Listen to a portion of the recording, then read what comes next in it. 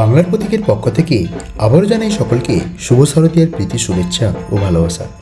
আগের দিন আপনারা দেখেছেন উত্তর কলকাতার সব বিখ্যাত প্যান্ডেল ও তাদের গল্প। আজ আমরা আপনাদের উপহার দেব দক্ষিণ কলকাতার সেরা 27টি উল্লেখযোগ্য পুজো মণ্ডপ। তার সাথে জানাবো কিভাবে যাবেন আর মাতৃপ্রতিমা সহ প্রতিটি থিমের যাবতীয় তথ্য। দেবী দুর্গার আগমনীর সুরের সঙ্গে সুর মিলিয়ে চলুন দেখে নিই এই পুজো মণ্ডপগুলি। আজ আমরা শুরু করব আলিপুর সার্বজনীন দিয়ে। এবছর দুর্গাপুজোয় আলিপুর সার্বজনীন দুর্গামণ্ডপের থিম ছিল চা পান উত্তর, যা চায়ের ইতিহাস, রাজনীতি, সংস্কৃতি ও সংগ্রামের সমন্বয়ে একটি জীবন্ত জাদুঘর রূপে উপস্থাপিত করা হয়েছে। এই থিমের মাধ্যমে চায়ের উৎপত্তি, উপনিবেশ বাণিজ্য, শ্রমিক আন্দোলন, দ্বিতীয় বিশ্বযুদ্ধের সময় চায়ের ক্যানিস্টার ব্যবহার এবং জনপ্রিয় সংস্কৃতিতে চায়ের ভূমিকা তুলে ধরা হয়েছে। মণ্ডপের দেয়ালে হাতে আঁকা চিত্রকল্পের মাধ্যমে চায়ের বিবর্তন এবং এর সামাজিক প্রভাব চিত্রায়িত হয়েছে। বিশেষভাবে চায়ের ক্যানিস্টার ফেলার ঘটনা এবং নেতাজি সুভাষচন্দ্র বসু, হিটলার, মুসোলিন এবং বিল গেটসের মতো ব্যক্তিদের চায়ের সাথে সম্পর্কিত চিত্র তুলে ধরা হয়েছে। শিল্পী অনির্বাণ দাসের নেতৃত্বে 30 থেকে 35 জন ছাত্র এই থিম বাস্তবায়নে রূপান্তরিত করতে কাজ করেছেন। তারা মণ্ডপের দেয়ালে হাতে আঁকা চিত্রকল্পের মাধ্যমে চায়ের ইতিহাস ও এর সামাজিক প্রভাব চিত্রায়িত করেছেন। মণ্ডপের প্রবেশদ্বারে একটি ফাইটার জেট স্থাপন করা হয়েছে, যা দ্বিতীয় বিশ্বযুদ্ধের একটি স্বল্প পরিচিত ঘটনাকে স্মরণ করিয়ে দেয়।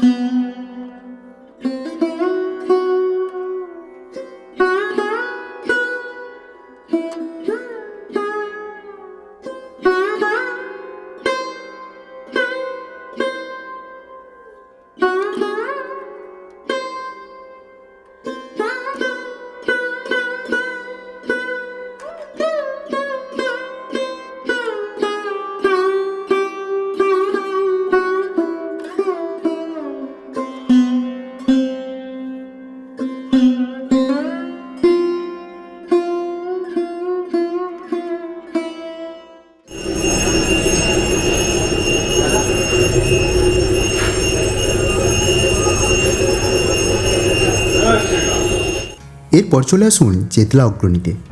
এবছরের চেতলা অগ্রণীর থিম অমৃত কুম্ভের সন্ধানে। এই থিমের মাধ্যমে সাহিত্যিক সমরেশ মজুমদারের প্রতি শ্রদ্ধা জানানো হয়েছে। প্যান্ডেলের নকশা ও প্রতিমার শিল্পকর্মে ঐতিহ্য ও আধুনিকতার মিশ্রণে রয়েছে 3 কোটির বেশি রুদ্রাক্ষ। আমি গেছিলাম মহালয়ার পরের দিন, তখন উদ্বোধন অনুষ্ঠান চলছিল, তাই মণ্ডপে ঢুকতে পারিনি। এরপর 66 পল্লীর উদ্বোধনী অনুষ্ঠানে সামিল হয়েছিলাম।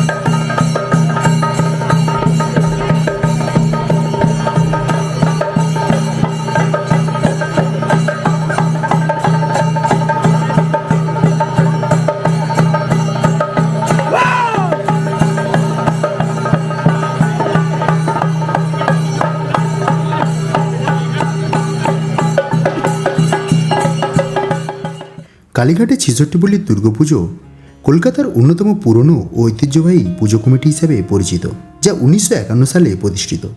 ২০২৫ সালে এদের থিম শক্তিরূপা, যেখানে দেবী দুর্গার রূপকে আধুনিক ও ঐতিহ্যবাহী শিল্পকলার সংমিশ্রণে উপস্থাপনা করা হয়েছে। প্যান্ডেলের নকশা এবং প্রতিমার শিল্পকলায় মিস্টিক ও আধ্যাত্মিক উপাদান ফুটিয়ে তোলা হয়েছে, যা দর্শকদের মুগ্ধ করবে। এই পুজোতে থেইয়াম নৃত্য পরিবেশন করা হয়েছে, যা কেরালার ঐতিহ্যবাহী নৃত্যশৈলী। কলকাতার এটি একটি বিরল দৃশ্য, যা দর্শকদের জন্য বিশেষ আকর্ষণ হয়ে দাঁড়িয়েছে। এরপর চলে আসুন বাদামতলা আশার সঙ্গে।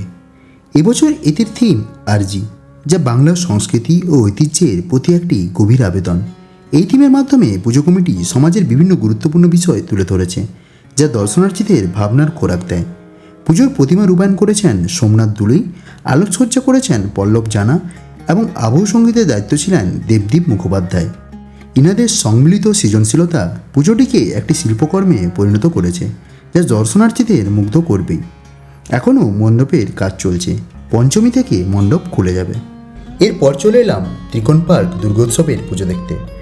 প্রতাপাদিত্য রোডের ত্রিকোণ পার্ক দুর্গোৎসব ২০২৫ সালে ৯৬তম বর্ষে থিম নিয়ে এসেছে দেবদর্শন, যেখানে মানুষের হাতে দেবতাকে পৌঁছে দেওয়ার কারিগরদের নিয়ে মণ্ডপ সাজানো হয়েছে। এই বছর এই পুজো নতুন থিম দেবদর্শনের মাধ্যমে দেবতাকে মানুষের কাছে নিয়ে আসার যে এক অভিনব উপস্থাপনা প্রদর্শন করছে, তা সত্যিই দেখার। ত্রিকোণ পার্ক তাদের ৯৬তম বর্ষের এই পুজোর মাধ্যমে তাদের দীর্ঘ ঐতিহ্যের কথাও তুলে ধরেছে। থিমের মাধ্যমে ত্রিকোণ পার্ক এই বছর এক নতুন এবং অভিনব ভাবনা নিয়ে এসেছে, যা দর্শকদের মন জয় করতে সক্ষম হবে।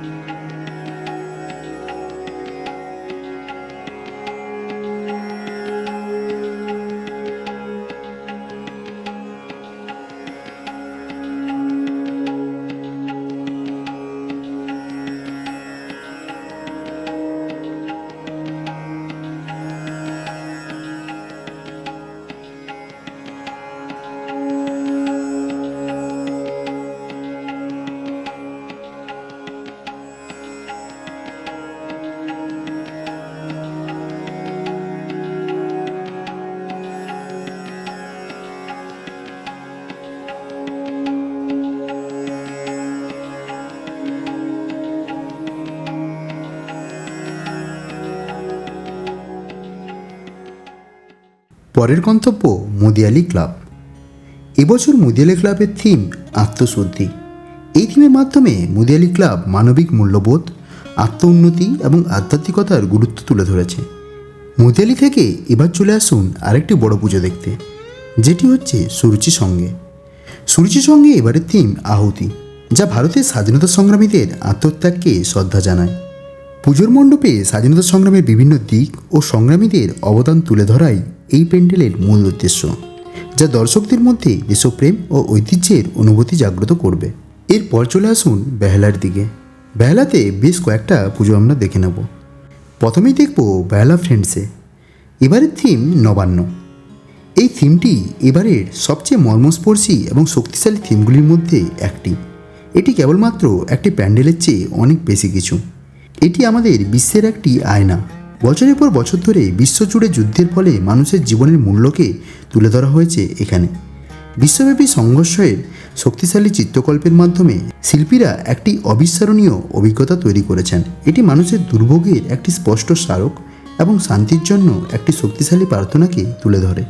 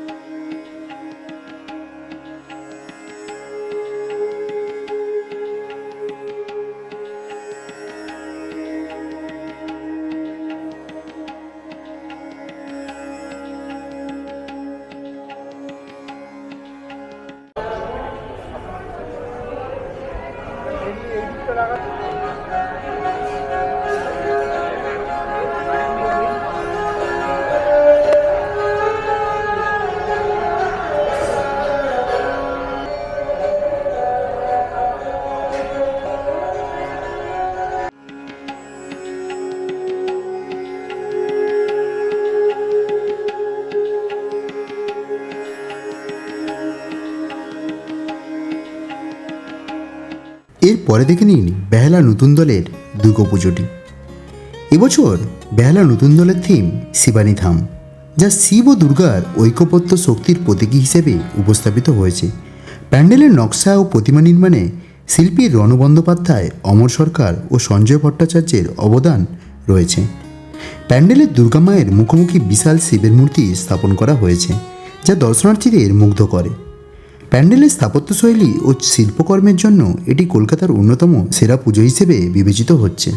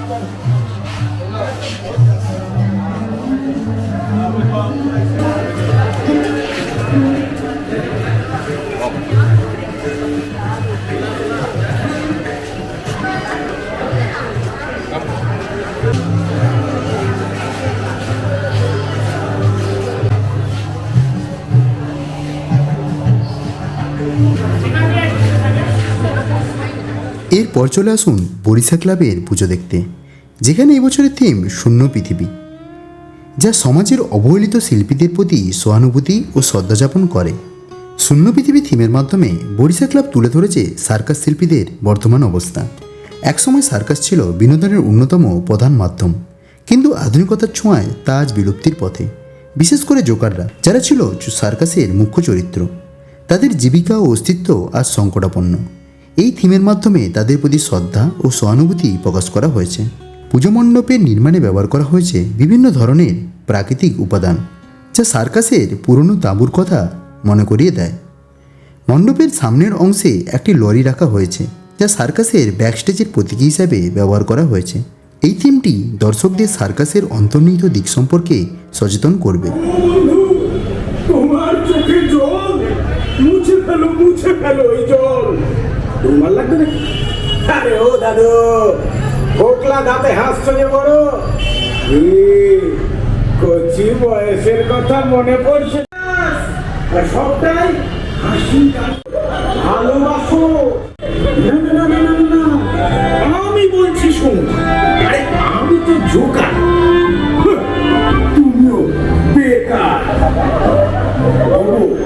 আমি তুমি বেপারাতেই থাকি, এই জীবনটাই যে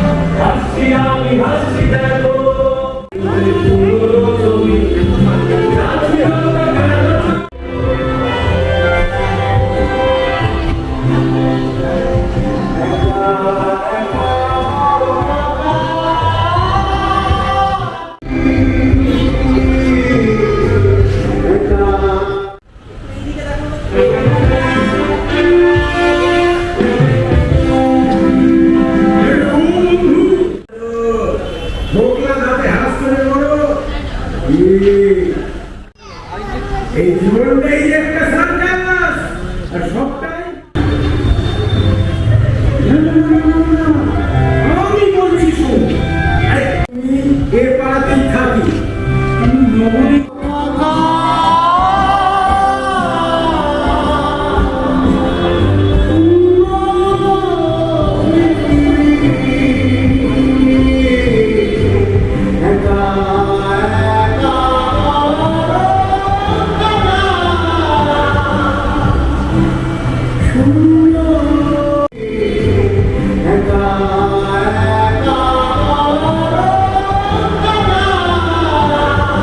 পরের গন্তব্য ঠাকুরপুকুর স্টেট ব্যাংক পার্ক।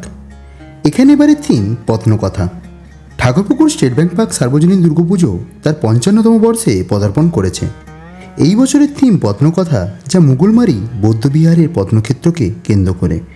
সপ্তম শতাব্দীর এই বিহারটি 2003 সালে কলকাতা বিশ্ববিদ্যালয়ের প্রত্নতত্ত্ব বিভাগ খননকালে আবিষ্কার করা হয়।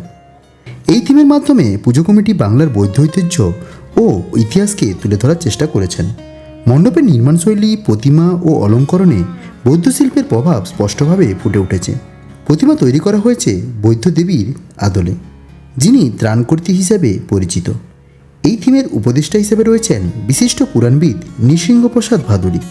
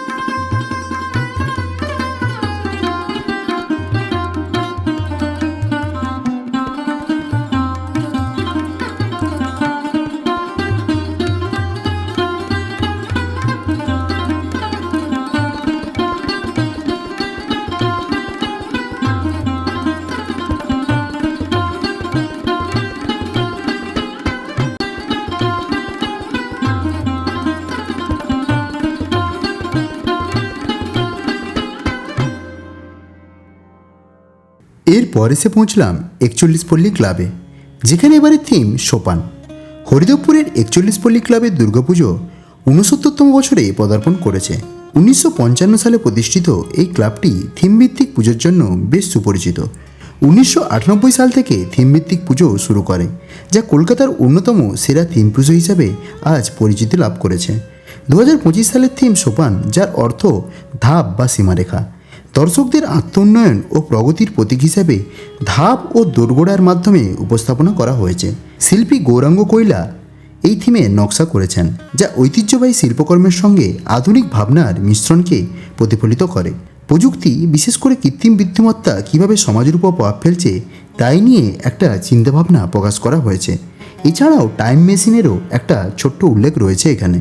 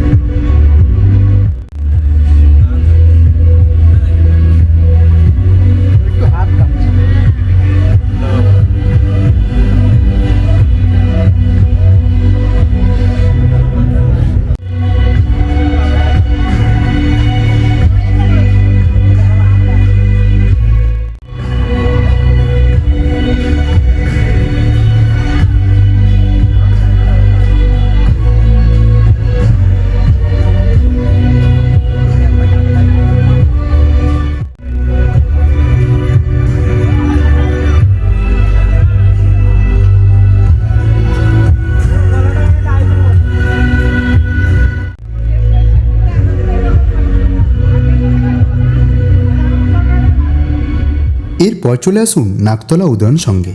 নাকতলা উদয়ন সঙ্গের এবারের থিম অর্পণ। এই থিমটি উৎসর্গ ও সৃজনশীলতার মিশ্রণ হিসেবে তুলে ধরা হয়েছে, যা দক্ষিণ কলকাতার নাকতলা গড়িয়া এলাকায় অবস্থিত। এই পুজো মণ্ডপের থিমের নকশা ও স্থাপত্যের নেপথ্যে রয়েছেন বিশিষ্ট প্যান্ডেল ডিজাইনার রিন্তু দাস।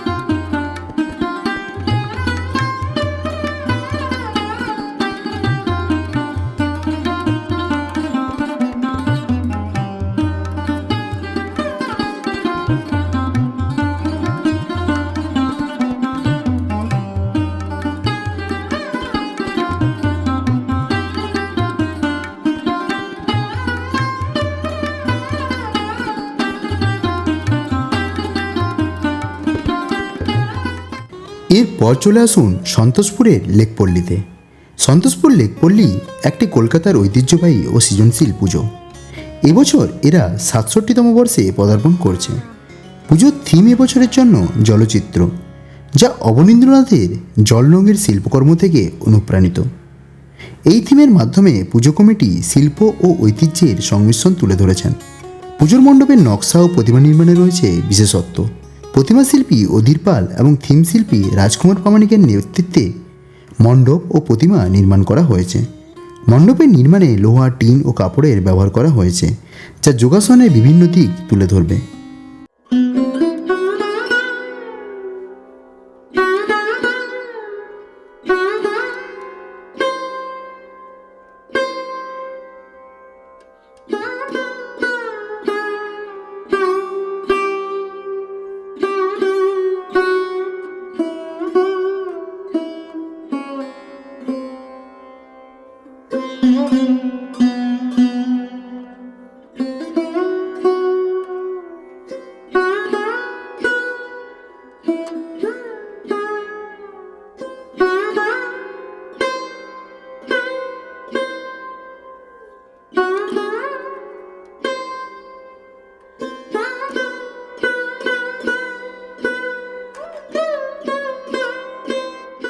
এরপর চাইলে যোধপুর পার্ক দুর্গাপুজো ও বোসপুকুরের দুটো পুজো দেখে নিতে পারেন।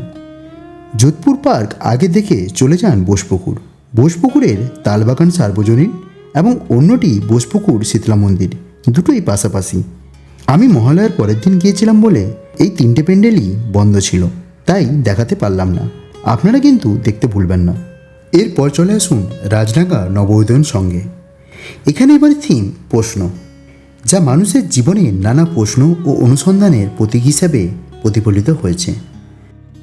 মণ্ডপের ভেতরে মহাকাশের বিভিন্ন নক্ষত্র, গ্রহ ও জ্যোতিষ্কের প্রতিচ্ছবি ফুটিয়ে তোলা হয়েছে, যা দর্শকদের গভীর চিন্তা ও ভাবনার দিককে পরিচালিত করে। রাজডাঙ্গা নবোদয়ন সংঘের পুজোর বয়স 41 বছর। এই দীর্ঘ সময়ে তারা প্রতিবারই নতুন থিম ও সৃজনশীলতার মাধ্যমে দর্শকদের মুগ্ধ করে এসেছে। এবছরও তাদের থিম প্রশ্ন দর্শকদের মধ্যে ব্যাপক দৃষ্টি আকর্ষণ করছে।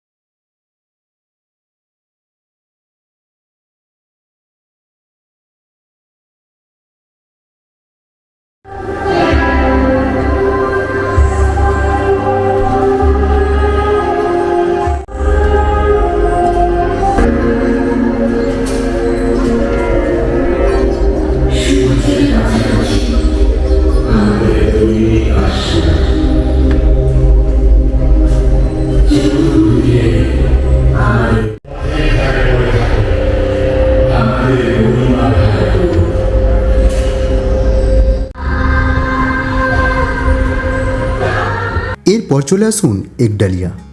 একডালিয়া এভারগ্রিন ক্লাবের দুর্গাপুজো কলকাতার অন্যতম ঐতিহ্যবাহী ও জনপ্রিয় পুজো। 1943 সালে প্রতিষ্ঠিত এই ক্লাবটি দক্ষিণ কলকাতার গড়িয়াহাট রোডে অবস্থিত এবং প্রতি বছর দুর্গাপুজোর সময় তার অনন্য মণ্ডপ, প্রতিমা এবং আলোকসজ্জার জন্য সুপরিচিত। এবছর একডালিয়া এভারগ্রিন ক্লাব তাদের 83তম বছরের দুর্গাপুজো পালন করছে। এবারের থিম দক্ষিণ ভারতের কোনো এক ঐতিহ্যবাহী মন্দিরের স্থাপত্যের অনুকরণে। একডালিয়ার পাশেই রয়েছে সিংহি পার্ক। সিংহি পার্ক সার্বজনীন দুর্গাপুজো কমিটি এবছর তাদের 84তম বর্ষে পদার্পণ করছে। এই বছরের থিম হল নবচেতনায় অকালবোধন, যা রামচন্দ্রের অকালবোধনের মাধ্যমে রাবণের বিরুদ্ধে যুদ্ধের প্রতীকী হিসেবে তুলে ধরা হয়েছে। মণ্ডপের ভাবনা ও ডিজাইন করছেন শিল্পী সুদীপ্ত মাইতি, প্রতিমা শিল্পী শ্রী প্রতাপরুদ্র পাল এবং আবহ সঙ্গীত পরিচালনা করেছেন পণ্ডিত শুভেন চট্টোপাধ্যায়।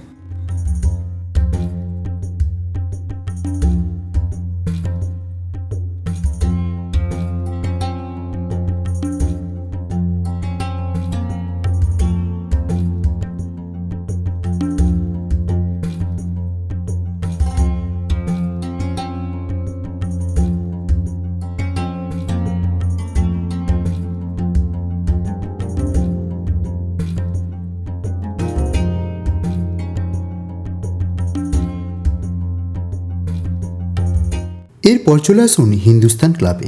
হিন্দুস্তান ক্লাবের এবারের থিম চেতনায় রঙিন আলপনা, যা বাঙালির সংস্কৃতির ঐতিহ্য ও রঙিন আলপনার মাধ্যমে দেবী দুর্গার প্রতি শ্রদ্ধা নিবেদন করেছে। হিন্দুস্তান ক্লাব দক্ষিণ কলকাতার গড়িয়াহাটে অবস্থিত হিন্দুস্তান রোডের পাশেই অবস্থিত।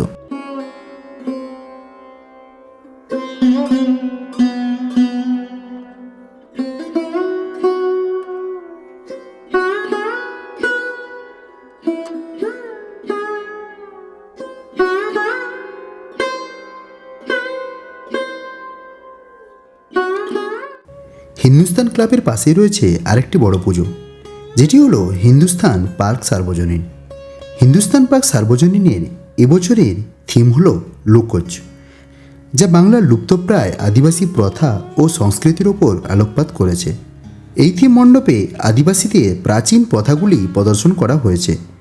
এটি কলকাতার একটি জনপ্রিয় থিম পুজো, যেখানে দর্শকরা যুদ্ধবিহীন এক পৃথিবীর অভিজ্ঞতা লাভ করতে পারবে, যা পরিবেশের সাথে পরিবর্তিত ঋতুগুলির সঙ্গেও সম্পর্কিত।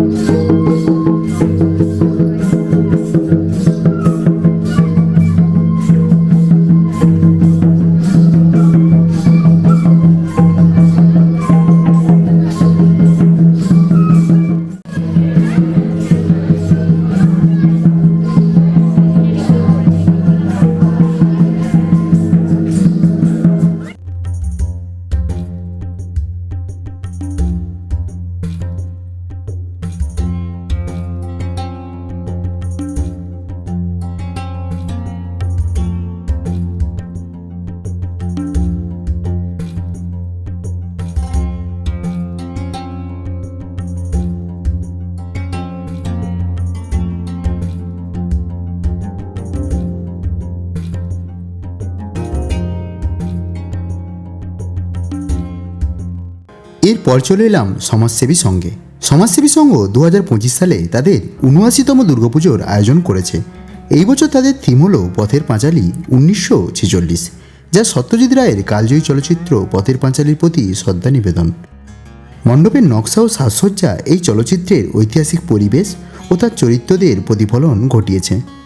থিমের মাধ্যমে এই পুজো মণ্ডপে তুলে ধরা হয়েছে বাংলার চলচ্চিত্রের ঐতিহ্য ও সংস্কৃতির নানা দিক, যা দর্শকদের মুগ্ধ করবে।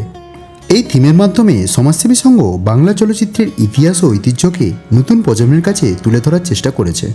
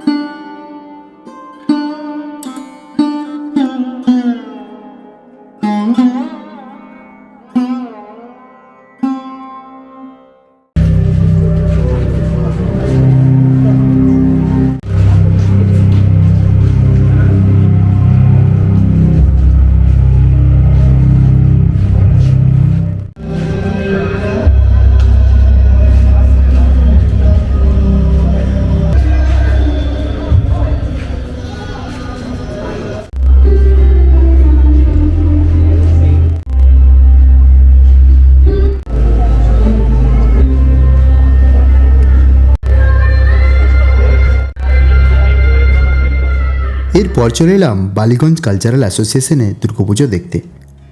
বালিগঞ্জ কালচারাল অ্যাসোসিয়েশন 2025-এ তাদের 75তম বর্ষপূর্তি উপলক্ষে প্রথা থিমে এক অনন্য প্যান্ডেল প্রদর্শন করেছে। এই থিমটি বাঙালি সংস্কৃতির ঐতিহ্য ও রীতিনীতির উদযাপন করে, যা প্রজন্মের পর প্রজন্ম ধরে চলে এসছে। এটি নতুন প্রজন্মকে ব্যাপকভাবে অনুপ্রেরণা যোগাবে।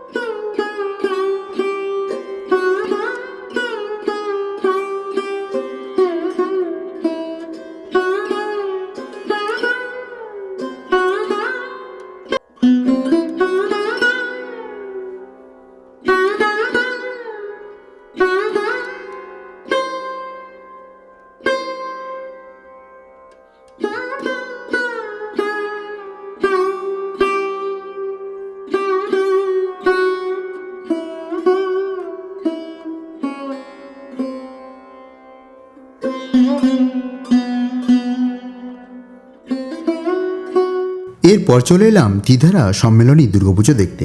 এটি দক্ষিণ কলকাতার অন্যতম ঐতিহ্যবাহী ও দর্শনীয় পুজো। এবছর এরা ৭৯তম বর্ষে পদার্পণ করেছে। এটি চেতলা অঞ্চলে দ্বিধারা রোডে অনুষ্ঠিত হয় এবং প্রতি বছরই নতুন থিম ও সৃজনশীলতার জন্য বিখ্যাত।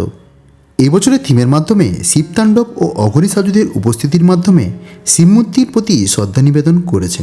মণ্ডপে ঝর্ণা ও শিব ঠাকুরের মূর্তি স্থাপনা করা হয়েছে, যা আগুনের আলোতে আরও আকর্ষণীয় হয়ে উঠেছে। দেবী দুর্গার প্রতিমা এক ছাঁচের এবং সাবেকি প্রতিমার থেকে অনেকটাই আলাদা।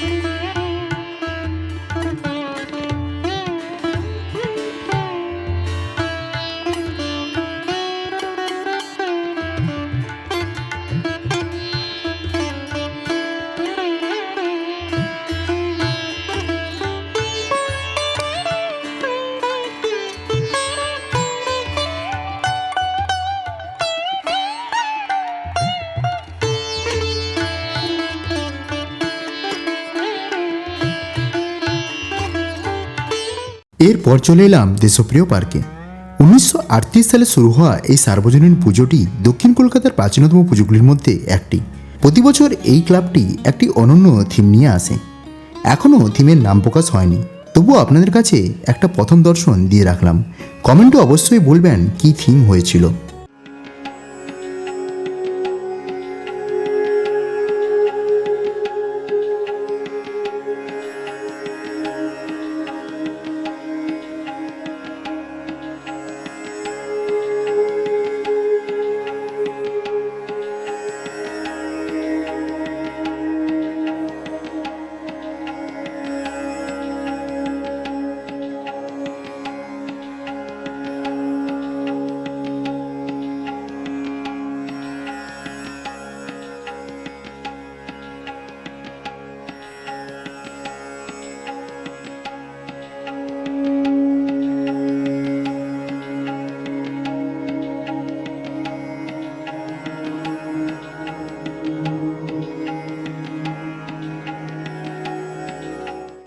সব শেষে গিয়েছিলাম ম্যাডক স্কোয়ার। ম্যাডক স্কোয়ার দুর্গাপুজো 2025-এ 90তম বর্ষে পদার্পণ করেছে। এই বছর ম্যাডক স্কোয়ারে পুজোর থিমে ওড়িশার মন্দিরের আদলে মণ্ডপ নির্মাণ করা হয়েছে। মণ্ডপের প্রতিমা ডাকের সাজে সজ্জিত, যা দর্শকদের কাছে আকর্ষণীয়।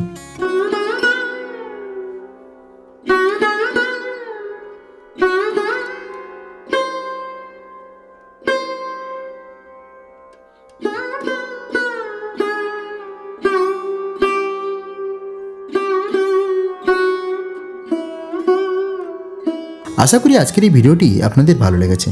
যদি ভিডিওটি ভালো লেগে থাকে তাহলে অবশ্যই লাইক ও শেয়ার করতে ভুলবেন না। আজকের মতো বিদায় নিচ্ছি, দেখা হবে পরের কোনো ভিডিওতে।